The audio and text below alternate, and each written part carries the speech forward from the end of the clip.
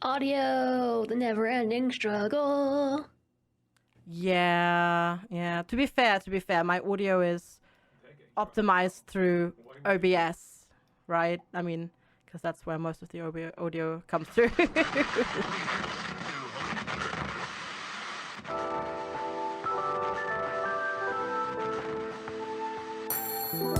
That's why recording audio is hard, because this is the episode 33 of the Halcyon Frequency podcast, airing Sunday, September 4th, 2022. I'm blind and I'm hosting again this week, and I'm joined by FG Squared. How are you? Hello, good evening. It's Friday, so I'm in a Friday mood, in a good and bad way, but yeah, looking forward to the weekend. And also joining us today is Jess. How are you? I'm doing great. It's not my evening though, it's like afternoon, so good afternoon. I'm super excited because we got our notification that our Steam Deck is coming soon. Ooh. Do you know what the ETA is on that? Or is it just like soon? It's soon. We paid for it and everything. The whole Steam Deck thing's been kind of neat, because it's just like, man, taking a while for those Steam Decks to start like rolling out, and then now that they're rolling out, it's like all these articles keep popping up. It's like Steam Decks are shipping sooner than expected. It's like, huh? Oh yeah, ours is coming like 2 months earlier than we were told. That's awesome though. Yeah, well, I'm stoked. Like, initially, when they were doing like the signups, like the put down $5 to like get your name on a list to maybe get it in 6 months thing, was like, but. I'm actually kind of hoping when I'm down at PAX I can steal somebody's Steam Deck and try one, because I still haven't seen one in person. Me neither, yeah. Maybe Kiri brought one. I don't know if she'd be lugging that around on the floor, but maybe. I know I'll have my Playdates so we could trade. But Playdate's pocket-sized, so that's maybe unfair. That's a bit easier, yeah. Like I can bring that thing on the bus or bring it basically anywhere.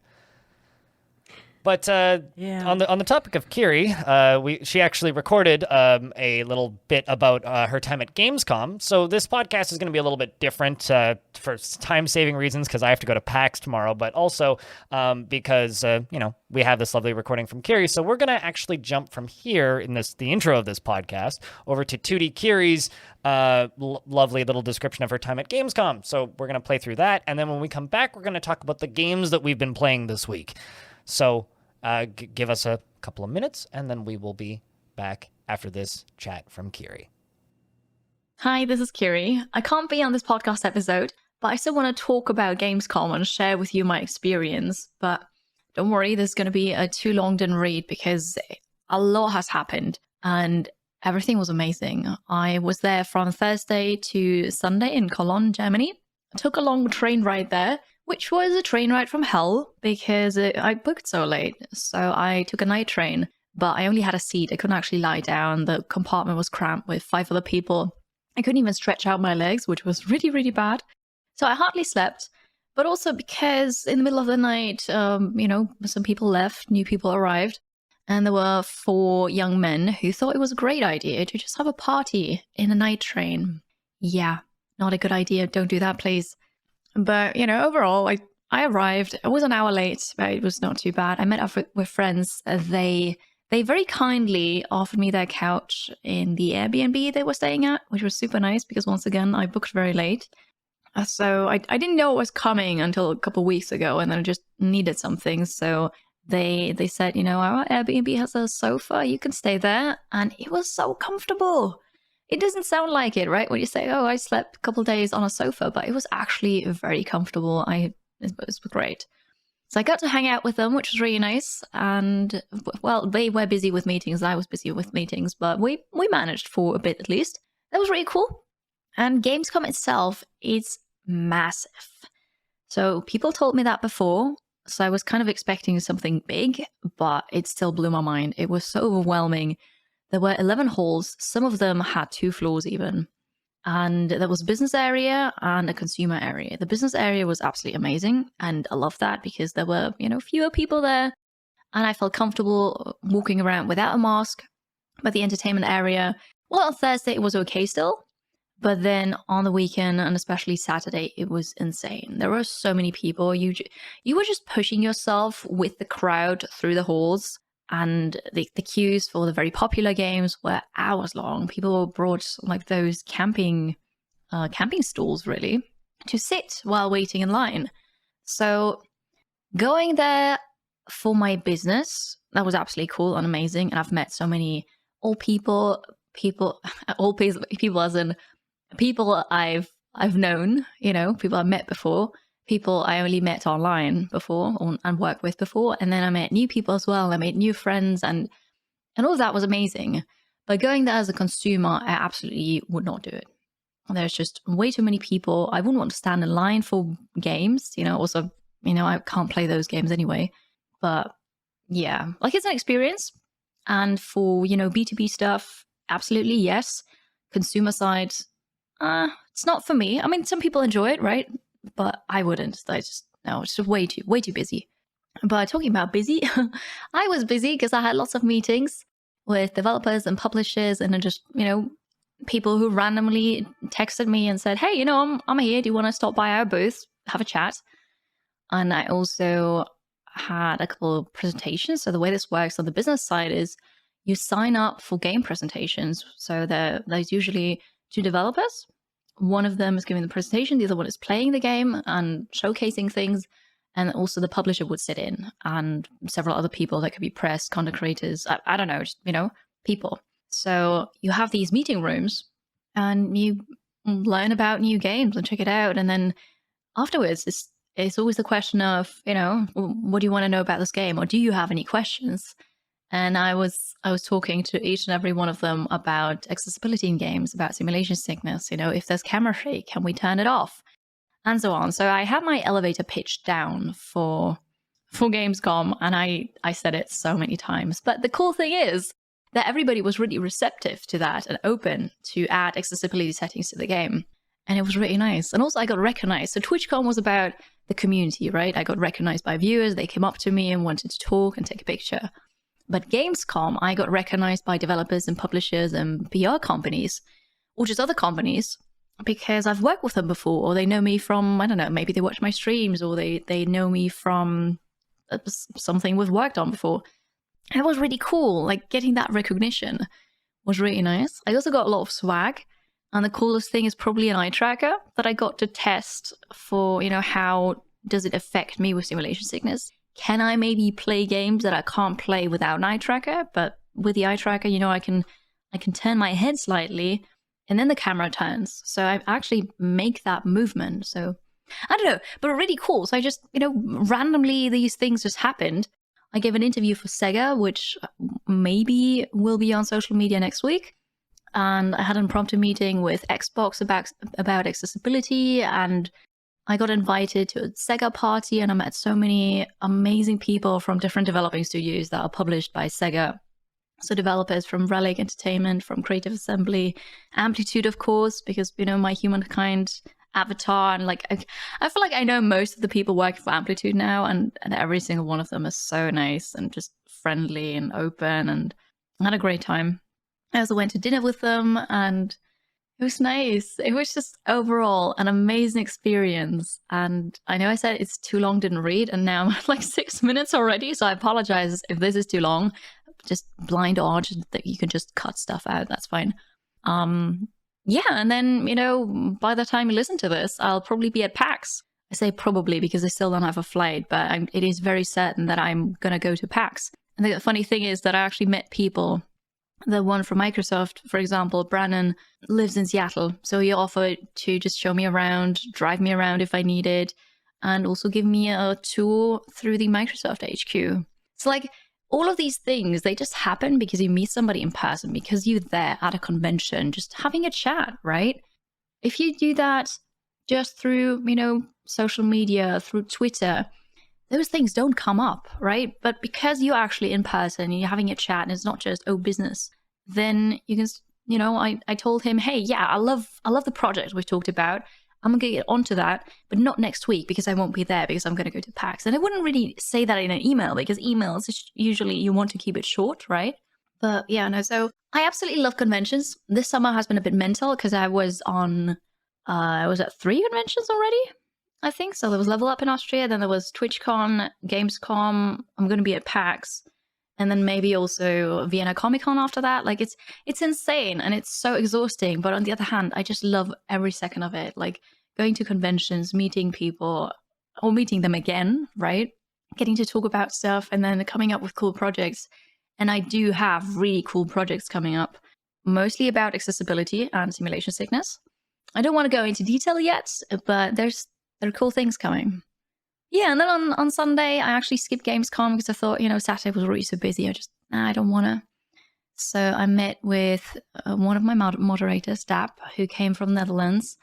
And we went for a walk and had a really nice time, did a bit of sightseeing in Cologne. And then I took the train back, and I actually afforded first class for that. And let me tell you, first class for a long train trip, it's so worth it. It is so worth it. I had lots of space and, it was quiet.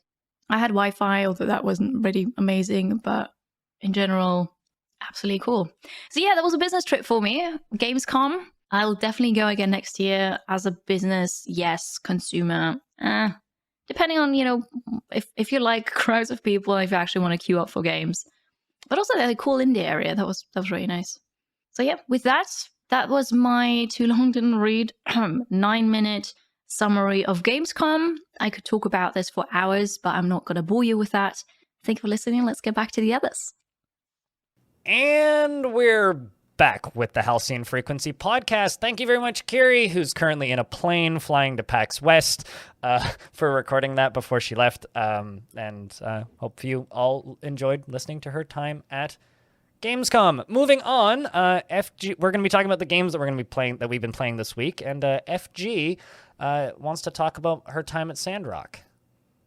Yes, my second time, my continued time at Sandrock, I suppose, is the best way to describe it. Because, because it's not really an extended stay, because I've returned to it, because I played through all of the early access release content, but early this morning, my time at like 4 a.m., we got the first early access new content update. And so I was like, I saw it and I was immediately like, I'm going to play this today on stream, and I'm super excited. It was a few days delayed. It was originally planned for Tuesday, but my time at Porsche Devs, Pathia Games, they're in China. So COVID strikes again, and that's why the update is delayed, because they still have a zero COVID policy. So as soon as there's COVID, like over a certain amount of cases in an area, they just go into a hard lockdown. So some of their devs actually got locked into lockdown without their development rigs, like without access to their development rigs. So they had like a really hard time QA testing this patch, like for the last few days, because I don't know how many of their people, but like a whole bunch of their devs they just were basically cut off from their work because they're not allowed to leave home at all for whatever reason, right? So, but we got it today. So that was the 2nd of September. So it wasn't actually that much delayed. So props to them, I guess. They clearly somehow managed to get it out. Maybe a little bit less QA tested than it was supposed to be. The new content is great. I'm really enjoying it. We're getting more backstories for some town people. You can actually properly romance people now, because this is a life sim. So of course you can romance people, and there's farming and building and all that sort of stuff. I've already done a new ruins. There is a whole new story chapter, and just loads of content update, new recipes to build. Basically adding loads and loads and loads of content, new side quests for characters. There's a new character. Really, really good. Though I had this really odd thing, and it was hilarious on stream. This doesn't work again in the podcast. So I was doing a ruin, which is basically their version of a dungeon, hazardous ruin. And I go through the first floor normally, but then towards the end of it, every time an enemy was gearing up to attack, my game would slow down to it wasn't like it was stuttering. It was just slowed down. So it was like action slow-mo Matrix Neo cam through all of the fights, including the boss fight. It was hilarious. We took, I don't know, almost 10 minutes beating the boss just because it was so slow. Why is that? I don't know. They must have like, I don't know, some calculation error whenever like the enemy wants to attack. For some reason, it took it like forever to math out the attacks and whatnot. I don't know. It was hilarious. Like, people were just like, oh my god, you're suddenly like in the Matrix and, you know, dodging bullets and bullet time. It was, I don't know. It was one of the oddest bugs I've ever seen in a video game. It was glorious. So yeah, maybe don't go into the new Hazardous Ruins just yet. Yeah, wait for a hotfix maybe. There was already an update, but it didn't fix that. But yeah, it was hilarious. But it's more Sandrock. It's a fantastic live sim game. Obviously early access. Tons of quality of life updates compared to Porsche. But if you want to play, if you want to play a Finnish game by them, big shout outs. My Time at Porsche is Finnish. It's fantastic. Sandrock is a bit better just because there's like, it's their second game, so it's like in that series, so it's more polished, right? But Porsche is pretty fantastic, and it's like super mega discounted right now as well. So if you wanted to check that out, can recommend like both games wholeheartedly. And I'm going to be playing more on Monday because I am not finished with that new content. I played an entire 8-hour stream of it, and I don't think I've even gotten to the meat of the story update yet.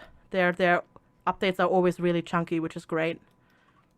Yeah, that's awesome. Neither of you have played either Porsche or Sandrock, right? No, these games completely went over my head.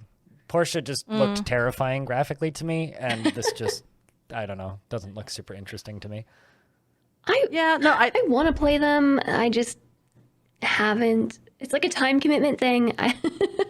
Yeah, it is. It is a time commitment thing. Yeah, I remember Bellator putting like 120 hours into my time at Porsche and just being like, oh my god, this game keeps going.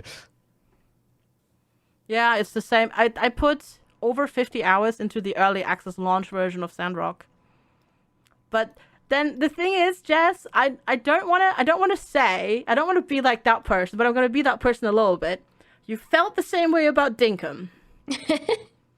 Yeah. So Sandrock, I think you would also really enjoy Sandrock, especially because it's not just monotonous farming. It's, you've got building and crafting in it as well. Yeah, I think I would like it. It's just like, first off, I think I would have to stream it in order to get through it. But at the same time, I feel like life sims don't do great on my channel. Yeah, fair enough. Maybe I'm just not good at them or something. But I otherwise, feel like that's sorry. What were you saying? I was just going to say, I feel like that's a game to wait for 1.0 and stream it then. Yeah, maybe. But Also an option for sure. Yeah, absolutely. Especially because sometimes stuff bugs out and whatnot, and sometimes stuff gets changed and whatnot. So there's always a risk if you run a save file from early access to 1.0. That stuff, like for example, my first Porsche save file broke a teeny tiny bit in that I was in a relationship and I had the whole "do you want to try for a child" thing, and then the child just never popped up. That's just like real life. Yeah, pretty much. So like that, for example, broke for me, so I never actually had a child in Porsche. Not that it's a big deal. I finished all the story content, like the stuff that's important, but yeah, that was implying that kids aren't important. I like it. I mean, well, let's not go there. Yeah, let's not go there. Honestly, like, one of my things about, like, life sims is they just end up feeling weird and creepy to me. It's all just like, I'm gonna have a baby, I'm getting married. It's like, this is not why I'm playing video games. Yeah, true. I mean, to be fair, you don't have to do it. Sure, but like, still, there's nothing like, it's part of the game, yeah. I'd much rather play Dead Space and blow up, like, demons than go through actual real-life horror. Fair enough. I don't know. One of the best funs? Multiple best funs. Yes. Best fun. Plural funs. Was with Dragon Age Origins and just doing the whole, like, jumping from partner to partner thing. You don't know how many times I played that over to, like, experience every single relationship cutscene or, like, moment you could. And then also all the jealousy moments. Sure, but polygamy in video games is just like polygamy in real life. If everybody's okay with it, it's all fun and games. The terrifying part is getting married and having kids. Well, I mean, depending on the outcome, like you could do something. I don't think you could have kids in Dragon Age, but I think you could get married. I don't think you could have kids in Mass Effect. I'm like 99% certain that's not a thing. No, no, I don't think so. But I definitely did the same thing in Mass Effect 2. But I'm going to take a moment to talk about a game where you can't date anybody, instead just turn them all into Red Mist. So I played the and this is a game that's been in development for like 8 months, and this is probably going to be in development for a while, so this is a very, very, very early game. But I played and also recorded an interview, which is going to go up on my YouTube channel in the next couple weeks because I'm busy. But I played a game called Path of Achra, which is a traditional roguelike. It's free. It's on itch. It's the developer's first game. They're developing it in the Godot engine, which is kind of neat to see a roguelike in that engine. I haven't actually encountered one yet.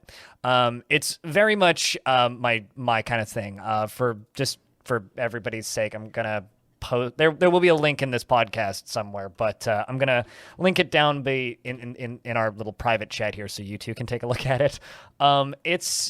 It looks like old school Ultima. It's all like pixel art, very simple sprites, but I think that it kind of visually has a really nice style to it. Like it reminds me of old DOS games, but it has more animations than old DOS games had. It has a lot more pixels and colors than old DOS games had, and I think the art's actually really nice. Mechanically, it's a interesting little game. It's a single screen, turn-based, like tile-based game with randomly generated layouts and enemy positioning, and it's all about creating an extremely overpowered character. So you are very much going to be fighting massive hordes of enemies, and the entire game is just basically a power fantasy about making the most OP legendary god warrior of all time. There's a variety of different effects and a lot of different abilities you have to choose from. There's no like skill requirements behind abilities, so it's just like, okay, do I want my prayers to summon minions? If yes, then add this spell. Okay, what kind of effect do I want these minions to be? Do I want them to be like sludge minions and spread acid everywhere? Do I want them to be poison and poison units? Do I want them to be like arcane and do arcane damage? Or do I just want to like go all the way down the wacky thing with big sticks tree? And there's a bunch of different classes, a bunch of different races, and a bunch of different religions, which change what your prayers do, which are kind of like a built-in power that each character has. I'm going to say a lot of words that are going to make no sense to most people, but might make some sense to some people, which is it feels very heavily inspired by Dungeon Crawl The Stone Soup in a lot of ways. Like you can kind of feel that sort of progression to it, especially in the movement and the way the strategy feels. It's a lot of dodging between little walls and trying to funnel dudes in a way so that you're not going to get swarmed, because when you get swarmed, you're basically dead.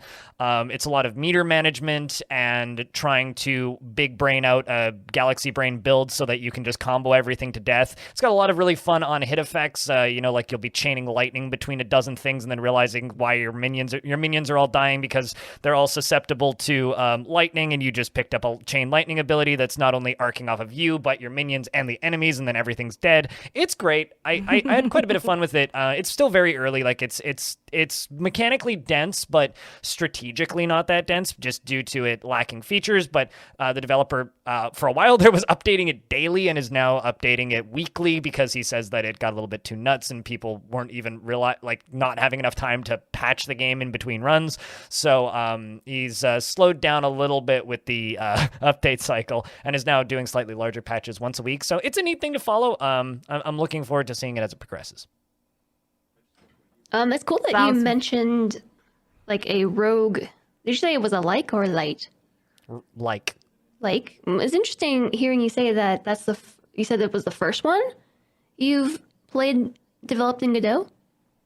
Yeah, it's the first one that I've seen that runs in Godot that I know of. Yeah. That's interesting. For my own reasons. To explain, Solentre is learning Godot and has been experimenting with rogue-like light stuff, and so I will definitely point him towards this game. I mean, it's very much in the traditional kind of direction of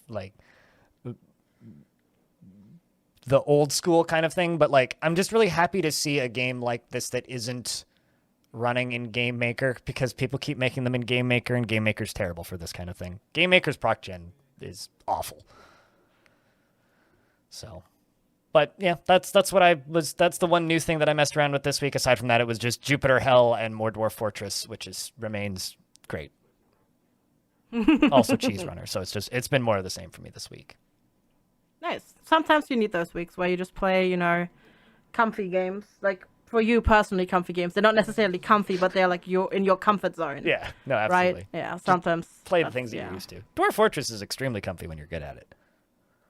Yeah, no, absolutely. I can totally see that. Jess, do you want to pick a game from your list and talk to us about it? Sure. I could talk about a game that I didn't play this week, but I finished somewhat recently, which actually was my comfy game in the sense that it was refreshing for me, but that is Cult of the Lamb, which I think I talked about it with Drongo a couple weeks ago. At the time, I had just started, and I have a lot to say. I'll preface it with I'll have a lot to say. The good stuff, which we talked about last time, is quirky. It has really good tunes, like the music's great. The Twitch integration is engaging for both the streamer and for chat, because chat can design their characters, they can feel involved in the story, and they can actually influence some smaller gameplay decisions. Early game was a great mashup of management and dungeon crawling. It made the game feel fast-paced. If you got bored, there was always something else to do. And on top of that, there were a lot of currencies, and so there were lots of things to work towards and lots of goals that you could set until late game, which I want to talk about. Late game was sort of weird for this one, whereas it started off strong, it just kind of petered off a little bit. Upgrade options quickly dwindled. There were no more like cult buildings or decor to unlock, so your cult member prayers, which was a big deal early on, just become completely useless and convert to money. You have no more abilities to unlock, so your sermons become useless and you get more money. So you end up with a late game economy that's just overflowing in money and resources because there are no more bottlenecks. You can build anything you want. And certain buildings just only add to that. So you just have this bounty of resources and money, and so it felt weird. And because of this, the dungeon crawling gets really easy too, because you have more upgrade options for your character, for your curses, and for your weapons. You have more tarot cards available to purchase and to use, and all of these things change how your run goes, but they don't really get harder. They kind of get easier. And so as a result, you end up with an early game that's a fun management challenge, but late game feels really empty and lacking that challenge. And the ending was odd, and this is kind of spoiler territory. I will venture into spoiler territory, but I'm warning you now. Spoiler territory.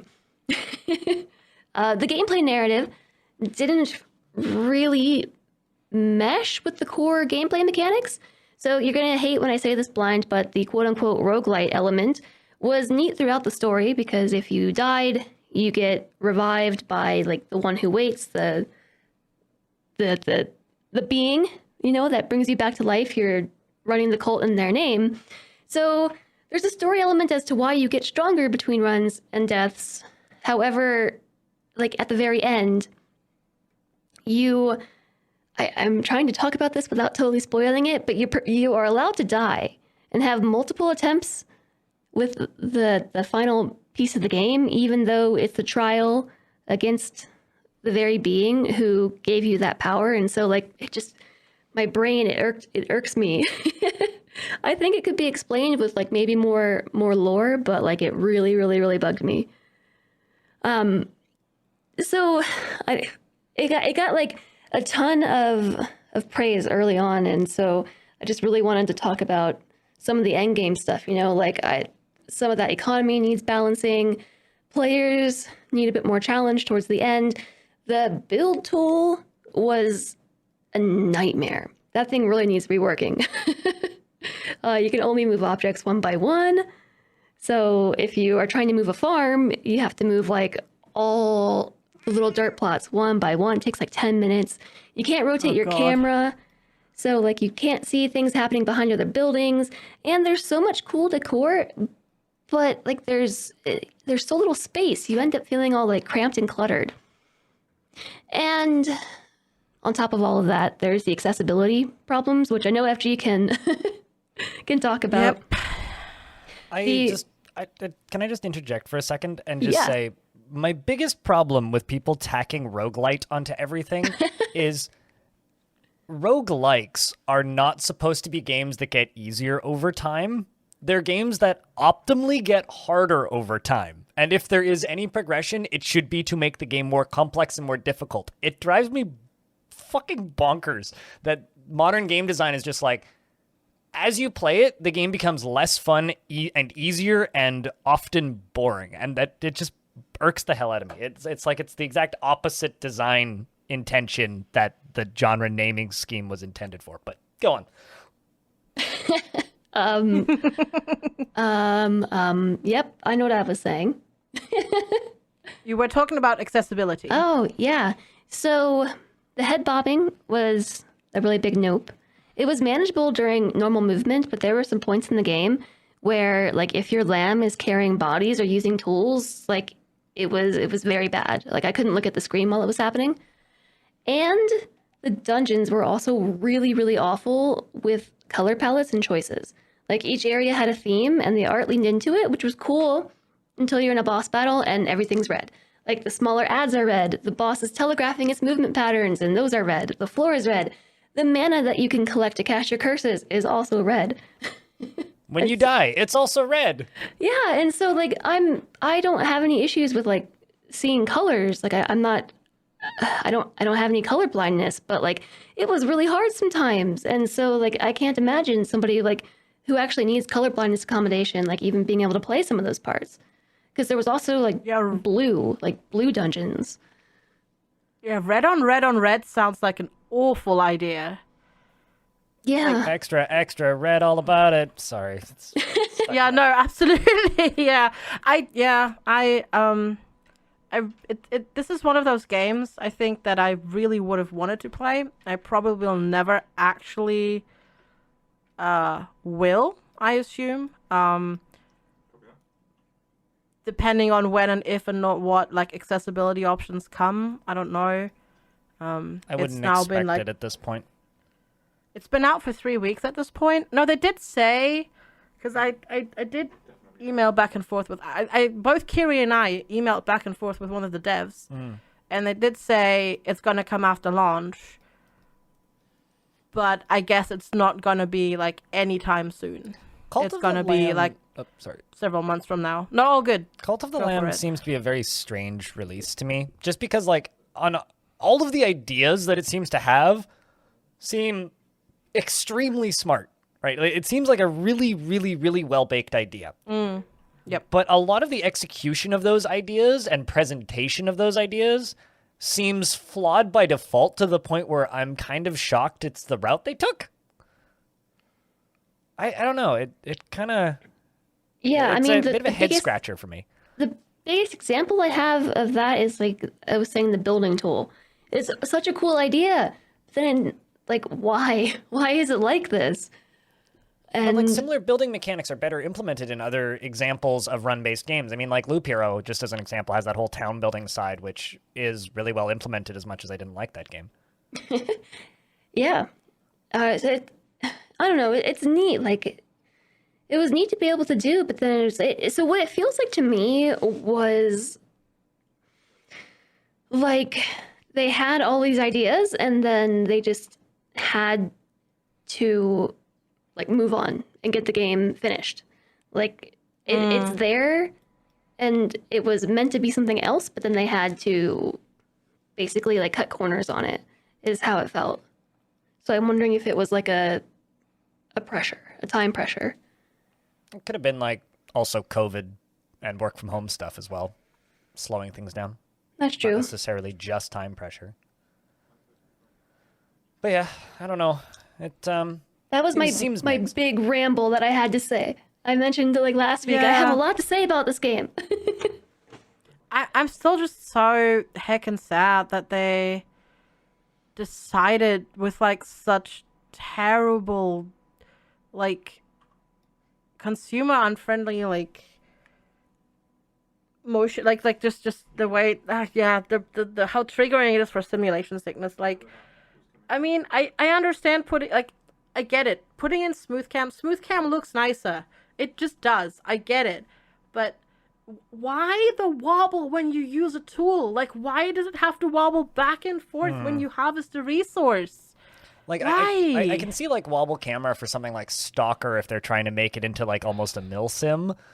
But, like, in a 2D game, largely, I mean, it's like a 2D, 3D thing. It's like Paper Mario, right? Top-down like, game? Come on. Yeah.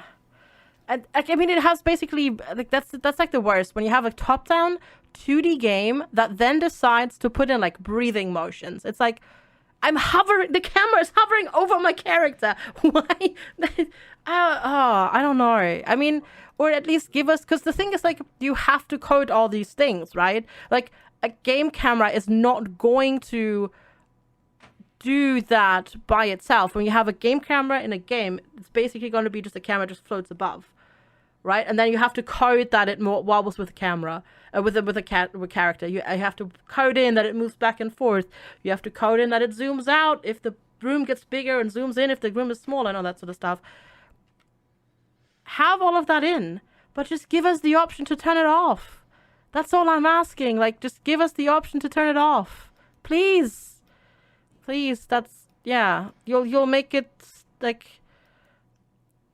Yeah, it's just inclusive. Be inclusive when you make games. I mean, please. like, I'll use this as an example. Like, Jupiter Hell has the smooth cam, right? But they also have the option to lock the camera sharply to the character, and it's almost jarring watching the character move because, like, he moves from tile to tile pretty quickly, but it does make the game playable for a lot of people. Exactly. And it's right down to the point where, like, they added mouse control because people kept asking them to add mouse control, even though it doesn't play well with a mouse, but you can play it with a mouse now.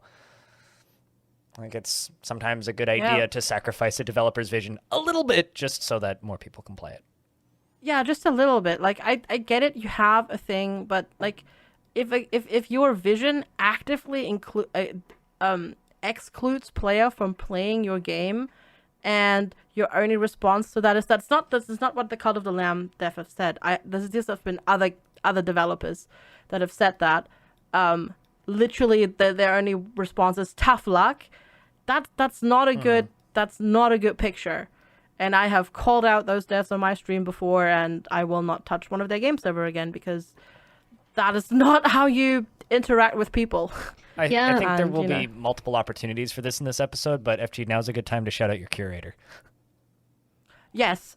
So Tutor Kiri and I, we both run a Steam curator together because we both suffer from simulation sickness to different degrees. And we have a Steam curator. We can totally link it in here as well. But we have the simulation sickness checker, basically, where we rate the games that we play, and if you suffer from anything, like, when motion blur makes you dizzy, when smooth camera makes you dizzy, or head bob gets you, or screen shake, or anything like that, make sure to follow that curator, because we check the games that we play for those things. And if you miss anything, let us know as well. That's also really important. If there's something that's really triggering for you and we don't mention it anywhere, go and tell us about it, either, like, I don't know, on Twitter or by a Discord or something like that. Yeah, I mean, just to go back to what you were saying about the developer vision, I'm firmly in camp. If your vision makes your game not fun, there's not a lot of funds, available for everyone, then, like, that's a vision that needs to make some sacrifices. Because I'm like, yes, what's the point? Your product it's not fun. Yeah. or like if it literally makes people sick. Like, as you said, you couldn't look at the screen because it made you feel like dizzy. Like, I should not have to force myself through being sick to play your game. Like, that's not a good look. I played through the whole game, and I think every single stream I made a point to talk about accessibility every single day, multiple times. Like Nice. talking Yeah, about yeah. the color problems and the camera issues. Just like we need awareness about this. We need to be able to turn this off. Yes. Indeed. I do have a question, though, when it comes to accessibility. What if it's intentional inaccessibility? Just as an example, Cruelty Squad is a game that is intentionally inaccessible because it's designed that way as an art piece.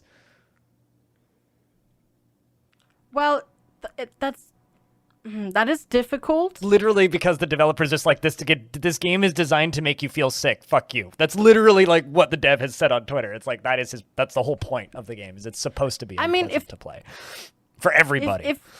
If they want that to be, that's fine. I mean, if they tell me that beforehand, right? That's a bit of a different thing.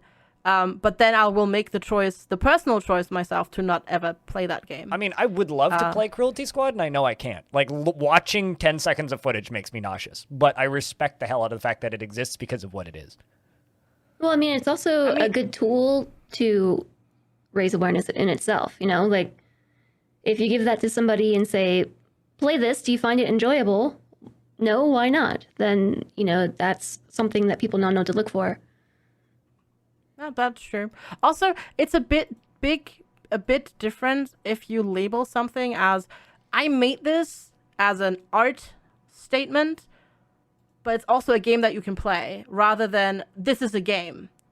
You know, there's a bit of a different intention behind it, because that's more like it's not quite performance art, but it's like an art piece that people can interact with. Yeah, I'm not sure if either of you are familiar with Cruelty Squad at all, but like it's designed by a rather well-known modern artist who makes grotesque internet art. Yeah, then that so it's more art than a game, but it kind of blew up as it finished early access and now has like, I think it's 8,000 overwhelmingly positive reviews on Steam, and the dev just is still kind of perplexed. He's like, why did so many people buy this stupid thing I made? Like, I don't understand why you all like this game, but thanks. Unintentional game dev. Yeah, well, I mean, it's like a post-capitalism political statement art piece. It's neat, but also runs in the Quake engine, which is kind of hilarious. Wow, that is blast from the past. Yep. Well then, yeah. But yeah, no, I the nice thing about playing games that have problems like this is it is an especially if they're like popular, it's an opportunity to kind of point a finger at it and be like, and raise awareness. Yeah, exactly. This is something that, you know, could be done better. Yep. I made a point out of it. And I was like, I think I'm just sounding like a broken record every stream, but like, y'all need to know about this. Yep. Maybe some developers in chat will hear and make different decisions. No, absolutely. Exactly. Yeah. I have some people in my community that are game devs, and they're like, I never thought about this before, but yeah. You know what I never thought about before? Orcs, which is a game that's on FG's list of games to talk about. What is this game? Yes. Orcs with an X. O-R-X. So, O-R-X, yes. Because I guess spelling it O-R-C-S or O-R-K-S is not cool enough. So Orcs is a game that came out this week in early access. It's I want to say it's a single dev game. I'm not 100% sure, but it's a tower defense game, but as a deck builder. So there are different factions, and your goal is to defend waves of orcs that are attacking your settlement. The first faction, I've forgotten their name, but basically the way you play it is you have a steady income. I think it's every 1.4 seconds you get a coin, because cards cost coins. You have a hand. By playing, you unlock more cards. That's the only upgrade so that you get. So it's a it's a campaign-based playthrough, and then you start over from scratch. And the only thing that you do is you unlock more cards, so you have a more diverse playstyle. There's nothing like leveling up cards between runs or anything like that. And so you get coins. You can place as a first faction. You can place road cards, castle cards, or villages, or rather road end cards.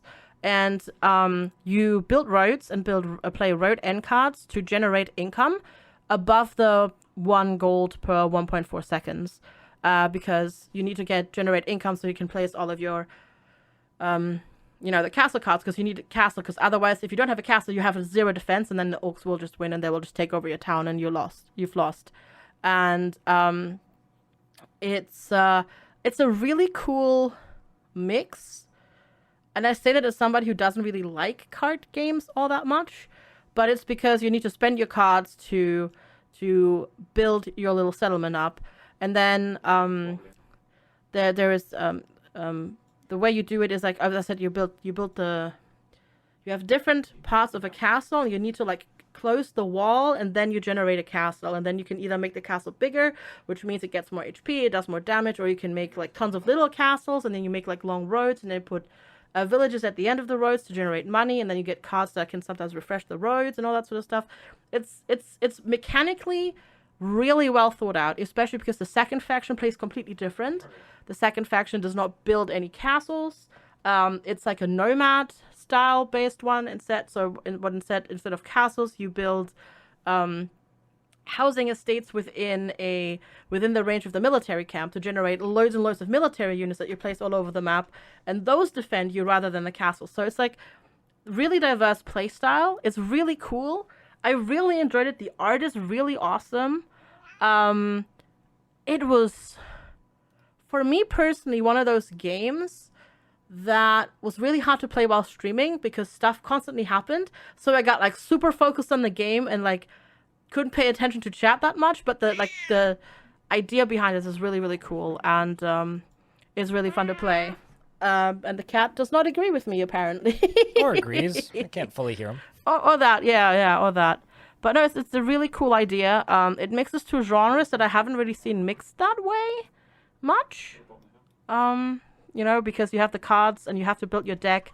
Because between maps, you get certain events like, oh, you meet like, I don't know, I met the Lady of the Lake, and she's like doesn't let you pass.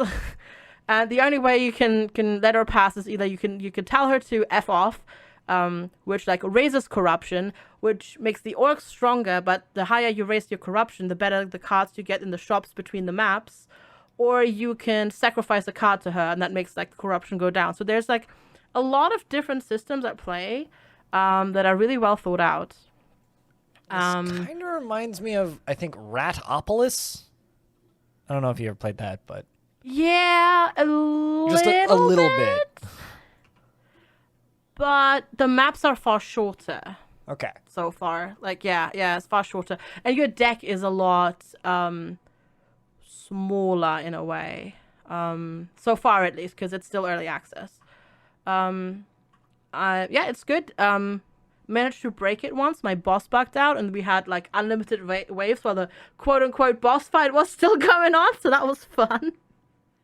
Nice. But a quick reload fixed that, and then we actually won the map, so it didn't actually break the game, so that was good. No, but I enjoyed it. Just not necessarily a stream game for me, but a fun game to play. And I'll definitely revisit it when it comes out, like in full release. I know Kiri also played it. Did you not also play it, Jess? Like, as a demo? Because it. Yeah, I did. My alarm is going off. Couldn't find my phone. I was gonna say I played the demo, and I really, really, really, really, really liked it. I thought the mechanic of like playing your castle cards and then actually having to build the castle like on the board was really cool. And just all in all, like I'm super hyped for it. I was kind of disappointed that I wasn't in the cool kid crew that got sponsored to play it. Oh, I didn't get sponsored to play it either. I was also not cool enough, so we can both be sad together. Like with how much I liked it, I would have been like over the moon to have been like, yeah, I'm sponsored to play this. Let's go. Yeah, gotcha. I had a little bit of an issue, and I wonder if you had the same issue with the faction that can do the castles, to sometimes see whether or not like my wall was closed and where the opening and close. Like I don't know. I had a. Oh yeah, I know exactly what you are talking about. Like when you would play the castle a certain direction and it seemed like it should be closed and like complete your building, but then it didn't. Yeah, exactly. Yeah, I had that problem. I was hoping that they would fix that. No. The art style is really gorgeous, but a bit too busy sometimes in certain sections that make it hard to spot like the important details, like is your wall closed or not. Also, this is something that that I do actually need to note, because I'm not the only one. The game does not have a VSync option, and it has atrocious, terribly screen tearing. Like I had to force VSync on with the NVIDIA panel, because otherwise it was bad. Oh, really? Really bad. Yeah, it was real bad. But they're aware, and they're apparently adding a VSync button sooner rather than later, which is good, because it definitely does need it. But the gameplay is fun. I'll probably play it on my own again. Because the thing is, like, it's not turn-based, right? It's real time, because the timer, the coin timer ticks every 1 point whatever seconds. So yes, you can pause it, but the majority of the gameplay you'll just kind of have to have it run, because you need to generate money. And I found it very distracting from, like, it made it hard for me to pay attention to chat. But that may have also been because it was potentially because I had a scatterbrain day. No, just any game that you can't pause is instantly distracting. Yeah, that too. At least in my experience, if I can't pause it, I'm distracted. Yeah, I will not say yet what was on my brain, because I have to wait till next week before I have my appointment. But yeah, I think I struggle because of the same reason that you would struggle with it. It's hard not to be like, oh really? Tell me more. Yeah, I know. It's like, sounds like super cryptic, but yeah. Anyways, but no, it's a cool game. Like I enjoyed it. I enjoyed it for what it is, and I'll definitely play it. Yeah, no, it's cool. I enjoyed it. It doesn't have that much content. Like it has the two factions. The first faction has only one act in the campaign. You can unlock 30 cards for their deck. The second faction has 2 campaigns in there to do, and I think you can also unlock 30 cards. And that's like the only thing right now that you can do. So like basically right now it kind of finishes once you beat the game. I mean, yes, you can go back and unlock all the cards, because you have to like actually like draw the card to be able to like to unlock it. Like you don't just unlock cards based on score. So yeah, it does have doesn't have quite that much content, because it is early access, but yeah, it's a cool idea. I have a question. Is there any point where you're going back and like selecting which cards to be in your deck, or is it just once a card's unlocked, it's in your deck and that's it? You don't select. You get a base amount of cards, and then you can get more cards while playing, and you can remove some cards while playing from your deck. But as far as I could tell, when you start a run, you can't be like pick and choose. Okay, because for me, where card games lose me usually is when there's a screen where it's just like, these are all of the cards you have unlocked. Now pick 10. That's where I'm at a point where I'm like, nope, I'm out. I'm done. Goodbye. But I have to admit, maybe. I didn't restart a run after beating it, but when I started a new game, it just threw me right into the map, and I couldn't select any cards at all. And I definitely had more than like what you get dealt with your first hand. So I don't think you can choose, but I don't know for sure, because I didn't ever go back and try. That's a cool idea. No, it's a yeah, no. If you like card battlers or tower defense games, definitely keep an eye on that one. I like both. Same. Well, deck builders, meh, but tower defense is cool. That's why I played it, because tower defense is cool. All right. FG, do you want to talk to us a little bit about Backfire Wall? And then we can do the Farthest Frontier block. Yeah, sounds good. So Backfire Wall is actually a demo. And I was sponsored to play it. But this was one of those games that we saw at Not E3 this summer. It's that game you may have seen the trailer for it, where so it takes place inside a smartphone. And you are the updater for the smartphone, but the OS refuses to be updated, and you don't listen to it, and you start the update, and then, like, at 98% of update complete, you then start to get deleted, and then the OS says, "Oh, I put a backdoor in it, so we both don't get deleted because." Did you know if you finish the upgrade process, you cease to exist? And then it turns into this really cool, very laden with programmer humor puzzle game. So you have to complete puzzles to get out of the room and that sort of stuff. And it's just really cool. So the demo is free to play for everybody. I don't know. I think it's still available to the 5th of September for people to play. If they want to themselves. You only get the first room, but like it's just really full of programmer humor, and like there's some stuff because you're inside of a smartphone, you can see like the user's voice, like communications log and all that sort of stuff. But it's just a really cool puzzle game with like wacky humor and like fun humor. So sort of like not as obscure or surreal as like Stanley Parable or something like that, but like, like those kind of puzzly, escape roomy, wacky story type games. Yeah, it was really cool. Yeah, as I said, it's just a demo. It's out for everybody to play right now, and it was just something different, and I really actually enjoyed it. I'm going to play the full game as well when that comes out, I think, because it's a neat little puzzle game. Neat. All right, so Farthest Frontier. Where do we start? Well, it had an update. It did. So, which but broke Jess, the difficulty in my save, which made me sad. It didn't just break the difficulty. It was actually really hilarious. I don't know if you encountered that, but it broke. The update broke the maintenance and building durability. Oh, I didn't run into that. Oh yeah, no, it was great. So what happens is, sorry Jess, I'm like super running away with this, but this was actually really hilarious.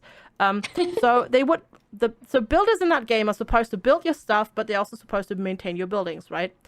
And my builders would let buildings go down really, really low to like 19, 17% durability, and then they would go and repair it. But instead of repairing it to 100%, what happened is they would repair it somehow, because they somehow got their code completely messed up. They would repair it to 200% minus whatever percent it was at. So I would have buildings with like 180 durability, like percent durability all of a sudden. And it was like, what? You've got reinforced unobtainium walls. Yeah, no, it was hilarious when I last played. I don't know if they have since done a hotfix to that particular patch, but yeah, that was hilarious. So the bug that I encountered was I had a previous, and obviously these are like loading old saves into a new version of the game, and they recommend starting a new save file, but whatever. Yeah. So this is our own fault. But the issue that I had was I had a pacifist save, so I had all combat disabled. And I started, and it was quite funny because I was just like, yeah, no, so this is my pacifist save. Like, there's supposed to be no combat. I'm streaming, right? And then it's just like, a wildlife attacked you, followed by immediate raid of 16 dudes. It was like, come on. Lovely. Which was pretty funny. I adjusted pretty quick. We built some military stuff. It was fine. I had lots of money, but it was like, it was very funny. But this is my pacifist safe, and here's my giant Gatling gun. All right, let's go. Yeah, we need a minigun turret. So Jess, this is technically your game for the week, and I know that you played a bunch of this week. So, anything you wanted to talk about specifically aside from being venting our woes? Well, so we've talked about it before, right? I don't think. Do I need to like break it down? We can skip that part. Yeah. We talked for like a solid hour about it, I think. Farthest Frontier Fancast episode 2, go. Fancast episode 2, yeah, I actually really liked it. I am very much looking forward to like updates and where this game goes. I thought it was really cool how the environment. I thought the environment was really cool. I liked how the buildings like crop up and then they upgrade themselves, and the roads all look organic. It's similar in the way of Foundation. How Foundation actually makes roads as you play. I think that this game would benefit so much from that. Like if your little peoples are walking through the grass, like to start making paths. But I was just like having so much fun with the roads. They were spaghetti, and I thought it was awesome. I also love that really if you put two roads next together, like side by side, they kind of conjoin a little bit, make a wider road. I don't know if you've done that, but no, I didn't try that. There was just all sorts of cool things you could do, and so I hope they sort of add in paths that get made on their own when villagers walk through. Yeah, I would love to, like, that's actually one of my favorite Dwarf Fortress features is if, like, a really big army walks through a field, there will be, like, noticeable spots where there's, like, sand because they trampled all of the plant life along the way. It's one of my favorite features about, like, games like that and Foundation that do the procedural pathways. Yeah, desire paths would be really, really cool. I think that would just make the game feel even more alive. Yeah, because, like, Farthest Frontier is beautiful to look at, right? And, like, the one problem with that beautiful foliage is it's pretty static. Yep. Mm-hmm. I mean, there's so much about it that's just like really interesting and sort of alive. Like it took me a minute to wrap my head around, but the way that it sort of has a deeper simulation of farming systems, and also like the more primitive societal like statuses and relationships was kind of cool. Like having to think about crop rotation and soil and plant fertilities and weeds and grow season and hot and cold. That was cool. And then also like all the diseases that you could get. You can get parasitic infections because you have no shoes, or broken bones, hypothermia, and all that was just, and rats. So many rats. I know. Yeah, I I it was problems just, with rats. I did. I played on easy, and I was having issues with rats and diseases, and so I can only imagine how bad it would have been on not easy. Mm-hmm. Just disease everywhere. I do feel that Farthest Frontier shines better when you turn the difficulty down, at least right now, because like, it is, it's still very unfinished, and like the combat's kind of not the greatest at this point in time, and like I feel like it needs more balance rolls, but like on easy right now, it's just such a lovely little city builder. I love playing it on peaceful mode. I love it. I wish on peaceful mode you could have still the hostile animals. You could just turn off raids. But it's just really nice to play on that as well. I really, really enjoyed it, and I'm looking forward eagerly to, whenever we get a next content update, and me too. Diving back in. And my biggest lull moment with it actually had to do with combat, and I got a really big raid, and I didn't see that the raiders were there until they were there, and they infiltrated my trading post and stole all of my money, like all of it. And I was just like, oh no, we gotta catch those guys. And what's really funny is your villagers and the raiders all run at the same pace. So I set my entire town chasing after them, and it was just like a half map wide line of little people just like running towards the edge of the map, and it was just hilarious. That sounds amazing. And so if you tell them to attack, they stop and they do their little attack animation, but the raiders keep running, so they end up a few cells ahead. And I was like, this is terrible. I'm turning off. I'm turning off raiders. I still think it's hilarious that like a human can outrun a wolf Or a bear. Yeah, that is. or a bear. Yeah. Or a wild boar, or anything. Like, they just run at the exact same speed. It's like, all right, hold on, I got to kite a wolf into the bay. Okay, kited the wolf into the city. Everybody get him! Everybody just, like, pounces on the wolf. But that's exactly how I've dealt with that as well. something else that I found is kind of funny, especially with the wolf AI, is they will only walk into your city via a gate if you have a wall, even if there's a hole in the wall that's more convenient. Huh. So like I had like scattered holes throughout the edges of my walls, and I'd run the person through the wall, and the wolf would take like this really long detour back down to where the road was to run in via the gate. Which is really funny. Very polite wolves. So just build gates everywhere, don't build walls, and then you're fine. That's the actual like big brain strat for the game right now. Apparently so, yeah. Apparently so. And it's the same with raiders. They unless it's too far with raiders, then they will just knock down the wall, which is they're kind of like turkeys, you know. If you have a wall they can see over, they'll keep walking in circles until they looking for a spot where they can step over it. Otherwise, they'll just fly over it if they can't see over it or through it. Which is very amusing because turkeys are not very smart. Yes. Just like the raiders in Farthest Frontier. Yeah, I really liked it, but I don't think I'm going to play it again until it gets a couple updates. Yeah. I'm just so excited. It's like Foundation. These are like games that are in my category of games I'm super excited. Just I wish they would get updated faster category. Yeah. Yeah, Foundation's same. Yeah, getting a really big patch soon, isn't it? I don't know. I kind of put it out of my mind for a while. Otherwise, I get I impatient. don't know.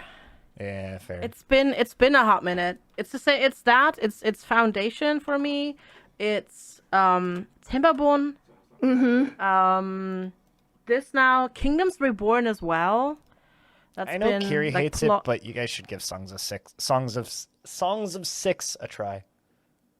'Cause God, that game is so good. Yeah, I still need to play that. Yeah, I do too. Yeah.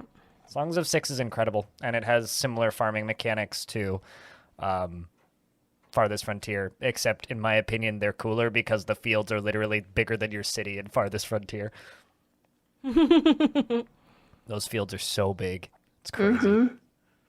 You can get like hundreds of people like building the thing, and it has like heat maps of like where the heaviest tracked areas are, and it does the procedural pathways and everything. It's super cool. That, and then you'll have like 10,000 people really quickly, and then suddenly you're just like, Jesus, it's like watching an ant farm. That game's neat. I watched Evil Trick play a whole bunch of that. Like, is it too soon to say back in the day? No, I don't think so. It's Like a year ago, 2 years ago. Yeah, that's a while ago. Some time ago. I mean, I played like 80 hours of it, like about a year ago now. Yeah, sometime this century, I think it was. Maybe even this decade. Yeah. Although it got a housing update and a big update to its combat, because the combat in that game is literally just like Total War combat, which is super cool. Like you can do combat in your city and also outside of your city if you go out to meet the enemy army, and then they form up like in Total War, and you can do like the big formation combat. Except you're fighting with like your actual city's citizens, so when they die, it's like, no! So, it's cool. Neat game. Side tangent. Nice. Hopefully less buggy in combat than Total War. But anyways. Less buggy, but less features. Gotcha. Okay, yeah. Because, I'm still one guy making that game. Yeah, I'm still a bit salty about my Total Warhammer save, which completely borked because the AI was trying to do something that it literally wasn't allowed to do, and just it would hard crash on a turn every time. You're so good at that. Breaking games. I'm talented at that. Yeah. You and Bellinair should run like we'll break your game and tell you how we did it. Yeah. I'm sure there's money in that somewhere. If I weren't a streamer, I would be a professional QA tester, I think, because like I break everything. Yeah, I break everything. Well, speaking of breaking everything, we're going to take a break in this podcast and go to news. And when we come back, we're going to talk about the news in the industry from this week. We got some things about curators and a dev getting his game banned off Steam, or maybe the dev getting banned off Steam entirely, and people are buying stuff. It's a thing. We'll be right back after this quick break.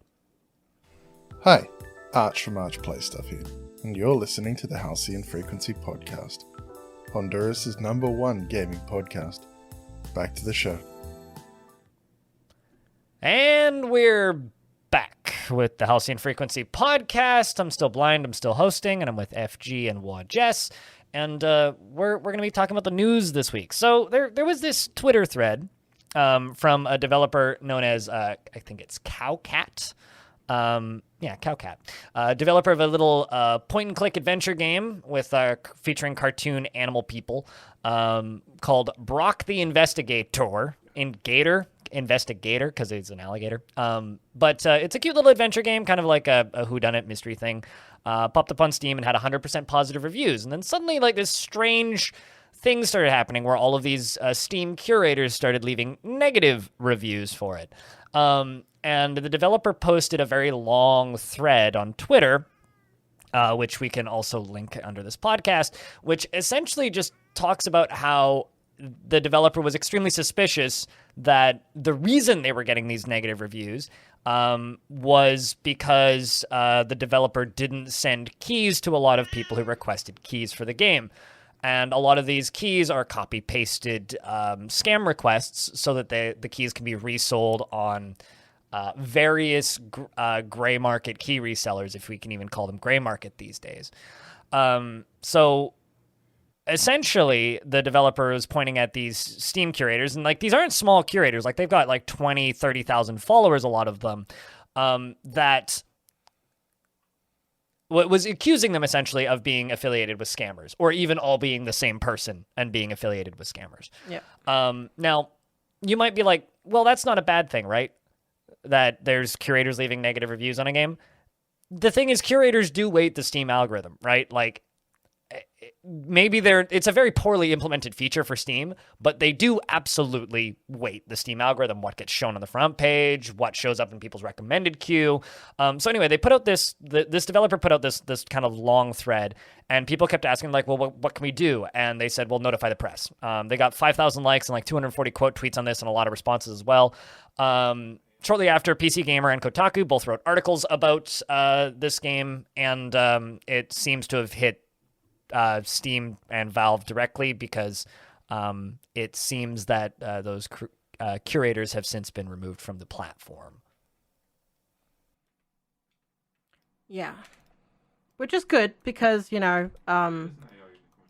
clearly they weren't... So the thing is, like, what is, like, important to notice, like, all games that all of these curators had reviewed, they all put them as recommended. Like they would have like 200 plus games reviewed on their curator, and then Brok the InvestiGator would be the only one where they voted not recommended, which is like super suspicious, right?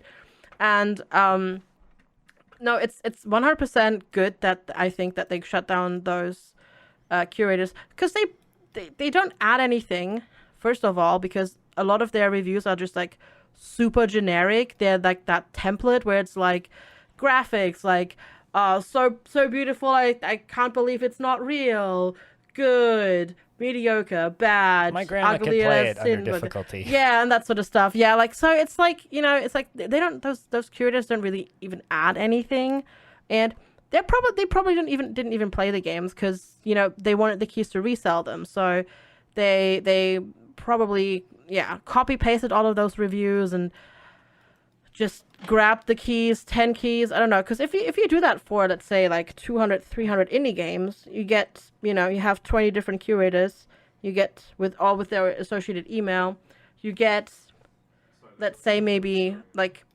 10 keys for each game. That's like 3,000 keys. If you resell them, and if you're in a country where maybe, $1 goes a little bit further than just racket in the US, that is no, you can make a lot of money with that, right? So it's especially because you would probably then get the key that you would get because you're a Steam reviewer, you would not get a region lock key. They would probably just give you, you know, like a key that works everywhere, which is worth a lot more money on those, you know, key reselling site, because people don't have to worry about their key not working for them, right? Like you can't sell a key from I don't know, Turkey, for example, like to somebody in the US, because it's not going to work for them.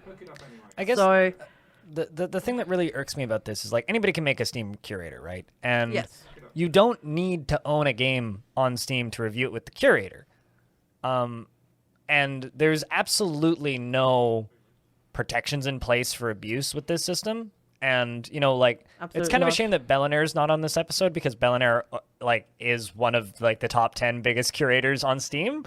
And it kind of just makes me put it this and go, like, I really wish that there was more safeguards in place to stop this kind of crap from happening. Like, these were a lot of big, like, according to the PC Gamer article by Morgan Park, 20 curator pages with tens of thousands of followers vanished overnight. And it's like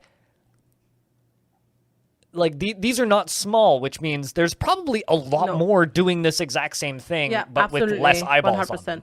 Yeah. Yeah, 100%. And this 100%. Yeah, sorry, go ahead. I didn't mean to interrupt you. no, it's fine. No, you go. Well, okay, what I was going to say is, like, when I read it a little bit more, the suspicious thing was that, like, all of the accounts had been created on the same day, roughly. I think, like, one of them was created a day later. They all had, like, a certain ballpark of followers within, like, you know, plus or minus, like, a suspiciously similar amount. And so, yeah. All extremely doctored, yeah. I mean, the thing is, like, the curator program is a cool idea, but it's been around for a very long time, and Valve never took it any further. And like for example, the whole you don't need to own the game on the account that you're doing the curator for. Like that is like, that would be easily rectified. Make it so that you have to have a minimum playtime in the game to, like, maybe make it so that you can review a game if it's not on your account, but it'll only get shown to people if said account has a minimum playtime of, I don't know, half an hour in the game or something like that, right? That the curator has. I mean, right? Like, I just want more checks and balances in place to actually get a curator. Like, I wish that there was some sort of, like, you either have to pay money or send in an application to make a curator, or have some, I don't know, like, even if it's something small, like have 1,000 subscribers on a YouTube channel or 1,000 followers on Twitch, or like a website, like have some sort of... Yeah, but what if Steam Curator is the thing that you want to do, like, and that's what you want to focus most of your thing on? Sure, and that's why they don't have those checks and balances in place, because the people that they want doing this is just people that are in the Steam community, right? Not necessarily influencers in other places, but like, it just leaves so many holes open for abuse that I think it's just a problem. Like, I saw a curator a while ago that was just called Shit Games. And it was literally just like, it's shit. Negative review for all of them. And most of them were like anime games and like other. And I saw it pop up a couple of times on like games that I'd played and was just like, man, that's just stupid. Like, it's not benefiting anybody. Yeah. So I don't know. Exactly. Like, I think that when you just open something up to everybody, it becomes too easy to just destroy it. Although alternatively, another thing you could have is maybe like require that you have a Steam group with 500 members, right? Like, there's other ways that they could do it that I think, or even have like a minimum level on Steam or something. Because they have an account leveling system. Like, there's other ways that they could put checks and balances in place to like stop this from happening with the exact same system that they have. But you can just go make a new Steam account with no games on it and start a group, and you're in the group, and that group has a curator now. It's not hard. Yeah. Like, it takes 10 seconds to set one up. So I don't know. This I think to me this is just an example of why the curator program needs a rework. I even think something as simple as requiring a minimum number of reviews. Because then someone who isn't an influencer on other platforms, but they like to curate things, if you know, like, just leave some reviews, and then you're proving your role as a curator right there. Sure. Just or like have like X number of awards on reviews or something, you know? Like, Steam has all these weird systems now that like all of them could work towards something to make this thing better, that hopefully would cause this to happen less. But, of course, if somebody wants to scam people, they will jump through those hoops regardless. Always find a way. Yeah. But just make it require more effort than what it currently is. No, it's a pretty, I hate to say it, but like solid scam practice. And I'm glad that this got called out. Though it is also a little bit odd because, I guess the problem is, in that regard, if you run a curator and that's your main thing, you can't, as a curator, request keys to review on Steam through Steam directly, which is really silly. Like, I can't just go there is no way to do that. Like, I can't be like, I'm a curator, I would really like to review a game because I and then they can send me a game through Steam. Why does that not exist? Because that way it would be tied to the account and you would already not be able to resell it. Because the funny thing is, the other way works. Devs can send a curator a key to review, like, up front from their end, and just be like, hey, I have this game, you can do a review for it or not. Like, if they send you a code for a game through Steam Connect, it gets immediately added to your account if you accept it, and you never touch a Steam key, so you don't get a physical Steam key that you can put in anywhere. And it doesn't come with an obligation to review it either. So you can accept the key, you can look at it, and then you don't have to review it. So why not just make it so that you can do it the other way around? And then devs can just stop giving out review keys to Steam curators via email. That already solves the entire problem, because you never have a key that you can put into a different site. Like, why does that not exist? Like, why is the system half-baked and it works one way but not the other? Because so many systems on Steam are half-baked. That's true. Yeah, that is very true. Yeah. True. There are so many things that I'm like, this could be a lot better.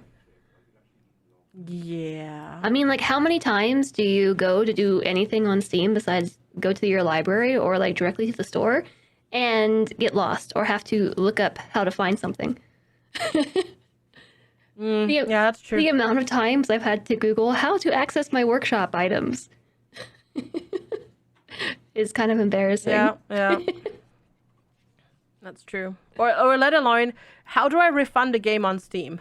How do I do that again? I've gotten really good at that one. Oh, really? Yeah. I know exactly how to do that. But on the topic of Steam and doing things, did you know that you can permanently remove a game from your Steam account? Yes, I have done so with the game that we're going to talk about now. Same. That is now All right. off. Who wants to take this one? Should I take this one, or do one of you want to take it? I can do it. Okay. I've also done some deep diving, so I can elaborate on it, so you can go. Yeah. So the game that we're alluding to here is one that's been going through the press, and it's been going through the press, with quite a lot of regularity in the last few months, because the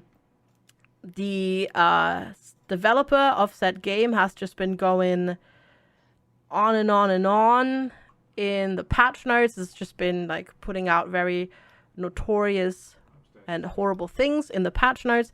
Basically, the game that we're talking about is Domina, which is an indie game that came out 5 years ago in 2017. It is, if you've never heard of the game, it was a pretty... It wasn't not fun. Like, I enjoyed playing it, I have to say. It was a gladiatorial management game that had Twitch integration. It was one of the very first games to have Twitch integration at the time. And it was quite fun. But then it's been apparently iffy for quite a while. Didn't really blow up until earlier this year, though, when the developer, because this is a single dev game, the developer started using the patch notes to very much spout their specific political and religious views. Just want to state he'd done that for years. People just didn't really catch on or start saying anything until recently.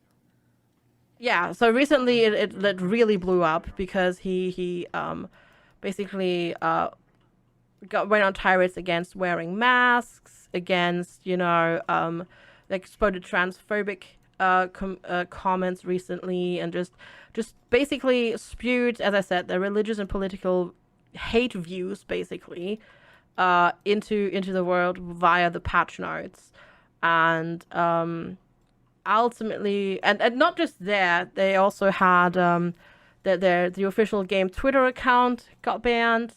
I think his own Twitter account also got banned. He's also banned on Bandcamp, which I just checked.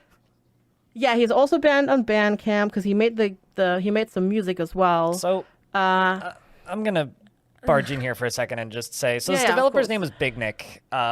Nicholas was his name, or is his name, I guess. And that dude's been around in the games industry for quite a while, actually.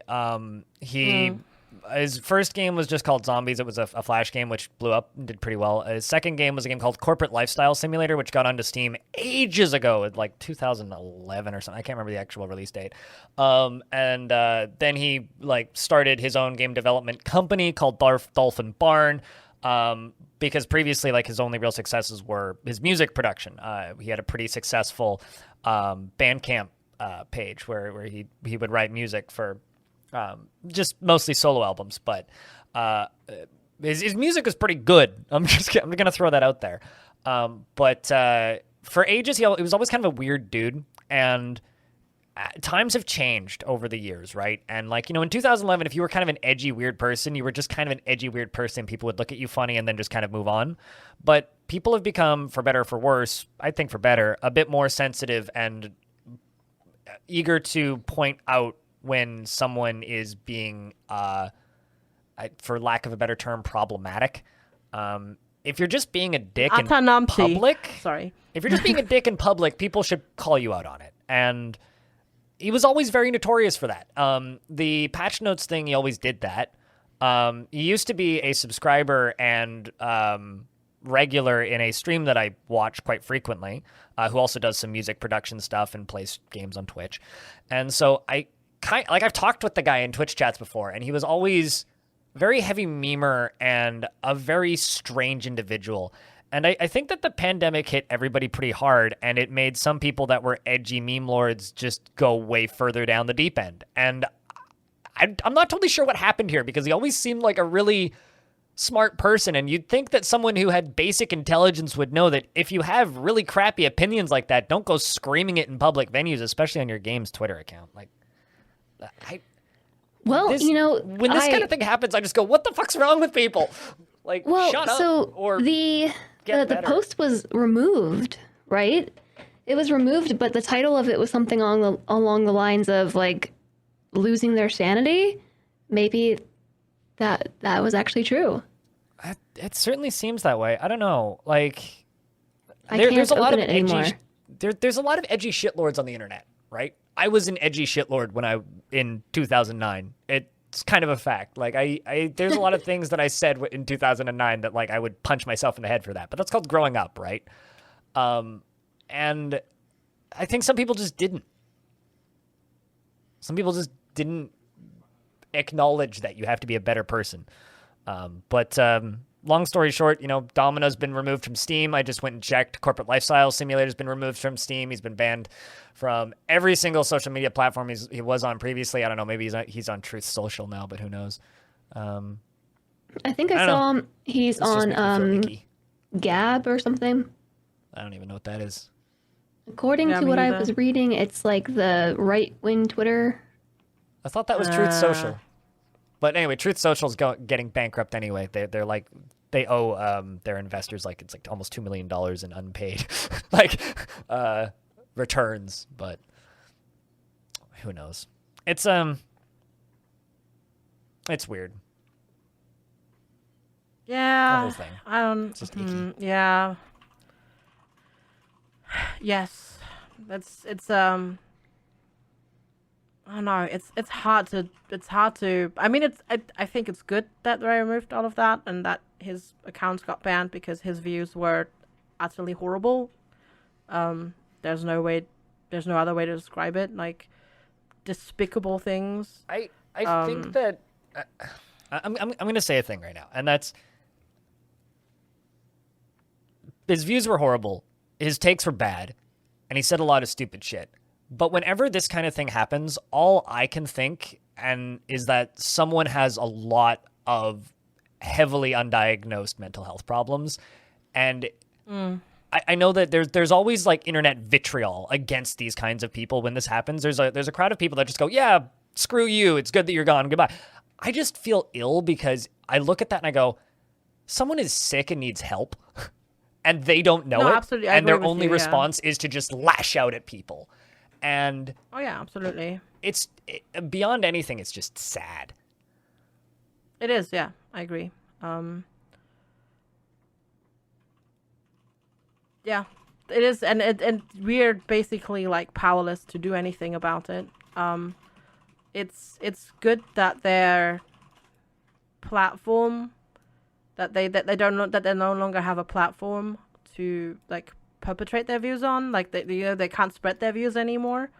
That's good, but ultimately, it is definitely, I think, a person that does need help and should seek help, ideally. Because they don't seem as if they've got everything together, really. Like the way they went off, and yeah, it's rough to see and it's sad, yeah. But also, you know, it is good that those problems are gone now. They need to be put in timeout for a while, I think. Yes, consequences. It's good that their actions had consequences. Yeah. Where it hurts them. Speaking of actions having consequences, Tencent and Sony have bought 30% of From Software. Now, I have a question about this. Is this 30% each, or is that 15% each? It was like 13 and 7. Okay, so between the two of them, they've spent 30%. Gotcha. This is one of those articles that I kind of missed the details on. Yeah, there it is. It is 13.25. Okay, so... No, 16 and 14, because I can do math. And because I can't read, apparently. But yeah, this happens. I've seen some people going, oh no, it's over with From Software. Like, it's not going to change anything. So yeah, exactly. So basically, it's also not quite Tencent directly. It's a subsidiary of Tencent. Not that it matters much, but they got 16.25%. Sony Interactive got 14.09% of shares, and then Kadokawa Corporation is still the largest shareholder with 69.66%. They missed. I know. They should have. They missed the number. Should have been 69, but yeah. So basically, they're just spreading. Tencent is just spreading their fingers into more things, and Sony. It's not gonna change anything at From Software though, because they still have the majority of shares. Like, you know. I think the thing that I will say about this is I feel much better about this than I do about the Saudi government investing in them. Yeah. But, you know, pick your battles, I suppose. They're not going to have enough say to really change anything, but what this does do is it gives them a distribution route into China, so if anything, it'll help them sell their games better. Yeah, and hey, it's also not Embracer Group. Well, yeah, true. Embracer Group is still such an unknown quantity at this point, but... It is. There is apparently, just like super tangent, because I saw that, there is like, apparently like this weird thing now where Tencent owns the Lord of the Rings rights, so the makers of Lord of the Rings of Power are kind of like, so who owns this IP now right now? Because they don't know, because like, there's apparently a little bit of a mess going on with the movie rights as well. I just saw like an article about this today. So Embracer is just not like messing in video games now. It's theoretically also like messing with like IPs in like other industries, so to speak, because they have the rights for those. Because they got the rights for like the book things, right? And that is not just they didn't just get the rights for the book things in video games. They got the rights for book things, for like everything. So Embracer could go and make a movie. Yeah, they could go make a new trilogy of Lord of the Rings. Yeah, and like it's not like Lord of the Rings of Power is based on the movieverse. It is the books. It is the Silmarillion. Is that included in Embracer Group's rights? I don't know. So apparently they don't know either. I found that interesting to see the least. You know, it is a bit messy. Yeah. To kind of mention something about Embracer Group, I heard a take recently on a different podcast where they were talking about Embracer and like the founder, and it's like it kind of Embracer Group kind of feels like the corporate equivalent of a kid who like had rich parents who just collects all of the action figures and all of the pop figures and all of the like physical video games, except this is a kid who owns a massive corporation who ended up with a buttload of extra money in about 2015, who is just buying their favorite game IP without really thinking about it too much. That's really what it feels like. It's like someone's just like, hey, we have unlimited money. All right, what are you going to do with it? Buy Deus Ex. You know, like if you ask me, it's like, Greg, if you had like unspeakable sums of money and a giant company that could buy literally anything, what would you buy? I would probably be like, I'd remake Deus Ex. Like that would be me. Yeah, that feels that's exactly what it feels like. All right. So Embracer, if you want to get on my good side, so that Hobbit post simulator, right? Postman simulator, hit me up, all right? Because I think we can make something really amazing here together. And like, Embracer, what if you just like give Lord of the Rings rights to the Total War people and get like a or just make a new like War of the Rings style RTS game, like I want to be the Uruk-hai and take over all of Middle Earth. What? Yeah, that sounds great. No, I'm down with you. Speaking of people buying things, China-based publisher NetEase has acquired Quantic Dream. Has Quantic Dream recently done anything? Detroit. And they're making a Star Wars game. That's true, yeah. So they invested in Quantic Dream back in 2019. I'm reading this gamesindustry.biz article written by James Batchelor, who's the editor-in-chief, apparently. And NetEase invested in them heavily back in 2019. I seem to remember this, but now they have purchased Quantic Dream in its entirety for an undisclosed amount of money. And they're obviously known for Detroit Become Human, Heavy Rain, and Beyond Two Souls, and they're working on Star Wars Eclipse. That's the name of that game. But this is actually kind of like a similar situation to Activision. I mean, they back in 2018 and 2017 they were accused of a horrible workplace culture. They leaked nudes without permission for Elliot Page back when they were like the star of this character as Ellen Page.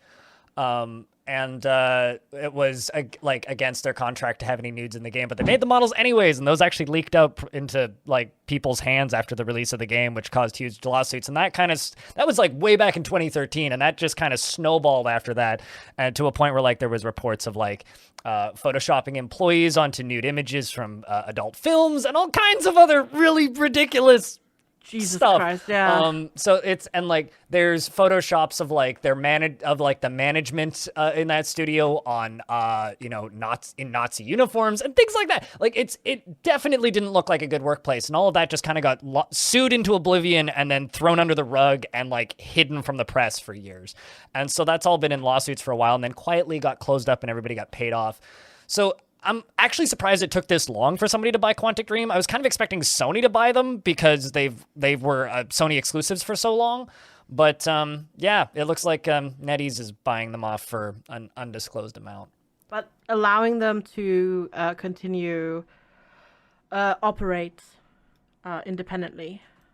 So it's not like they're gonna like close the studio or move people around or reshuffle anything like that. Basically, they just are in the studio now, but they're gonna keep doing their thing, and I guess they're gonna keep working on that Star Wars game. The unfortunate thing is they should remove the leadership of that studio. Like, there's people in that studio that I would say, need to go the way of Bobby Kotick and just given a buttload of money and told to go away. Like, it's really difficult when you have people that are in charge of these studios that are figureheads, that are, air quotes, important to the long-term existence of these studios, yet, you know, like, David Cage's writing is notoriously, like, racist and not very good, which consistently ruins these games. I don't know. It irks me a little bit that, like, that's actually the route, because when I saw this article popped up, I was really hoping it would be the route of, oh, yeah, no, they're removing David Cage from being in power. But well, maybe they will eventually after the game comes out. Sure. Maybe that's something that comes, because it's an undisclosed sum, so there is potential that this is just the first step, potentially. Potentially, and once I don't know. They've always been one of those out. weird studios, too, where I kind of wonder how they make money, because they don't seem to release games very frequently, and I never know how well they do, but it is what it is, I guess. Detroit Become Human did just, like, and they were all console exclusives, right? And now they're available on PC, so I guess they just made a bunch of money of people buying the PC releases, I suppose. But still, yeah. Speaking of a bunch of money, FG, do you want to take this last one? Sure. So this is gonna make a lot of people not very happy. Me included in a way. So Denuvo is coming to Nintendo Switch. Basically, so Switch games will come with some DRM software in them. Basically, so basically, it's a program to stop people from pirating games. It's not very effective. People, you know, Denuvo games usually get cracked with, like, what, 24 to 48 hours after they come out, and then Denuvo gets removed like 1 to 3 weeks after release, because, you know, people have already pirated the game anyways. And it's notorious for because if it's implemented badly, it calls to the server to check the authenticity. Authenticity. There we go. Yes. It is late here, right? Check I'm the authenticity. Yes, the authenticity. No, I can't even say it in German anymore. Anyways, it checks if the copy that you have is legit or not by calling to a server. And if you implement it badly, it does it over and over and over and over and over again, like, really quickly, and it will lag out your game, it will destroy your frame rate, and just make the game run really terribly compared to the pirated version. So something that's worth noting here is people have been ripping Switches apart for a while and putting pirated games on them. Another thing that's also worth noting is people have been copying discs, dumping the ROMs, and playing them on their computers. Now, this doesn't actually bother me, I think, as much as it's going to bother a lot of other people. And the reason it doesn't bother me is this. Because the Switch is not an always online device, it does have online functionality, but it's not an always online device. And because Nintendo has pretty strict regulations as to what can go on the Switch, even if some of the games run like crap, I am assuming that copy protection on the Switch is going to be fine. Largely, all that this is going to do is it's going to deter emulation of games on computers.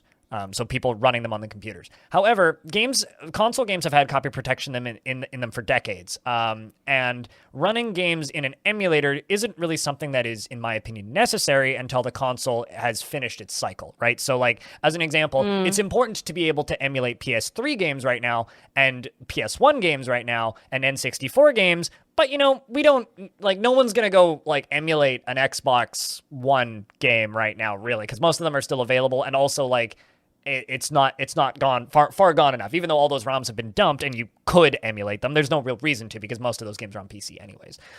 When it comes to this, what this really does is it stops, like, you know, people from trying to run Nintendo first-party games. However, a lot of these older emulators eventually just get good enough that the copy protection doesn't matter anymore. Like, yeah, exactly, yeah. So you'll just emulate it to a point, or you'll have some FPGA equivalent where you can just ground up White Room, emulate or run these on what is the equivalent of original hardware, and it just tricks the DRM anyways.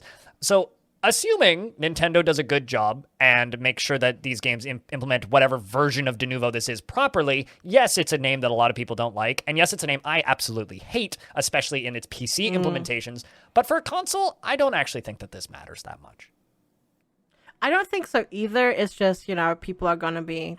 People hear Denuvo and they just go like, "Wah!" Because it's on PC, as you said, it's oftentimes just implemented so terribly that, like, you try to do the right thing, you buy a copy of the game, and then you get a worse experience than the people who pirate the game. That just feels like a sort of a kick in the teeth to a lot of people, which I can understand, and I agree, because, you should not punish the people that try to give you money. Which is why I will never say no to hype trains on Twitch. But I think now is the time for us to say, thank you very much, everybody, for listening to this podcast. We're on 33 episodes now. We've been doing this for a little while, and it's really nice to get together and chat every week. I think it's time to kind of bring this episode to a close, though, because it's running longer than I expected it to. So, Jess, who are you, and where can people find you on the internet?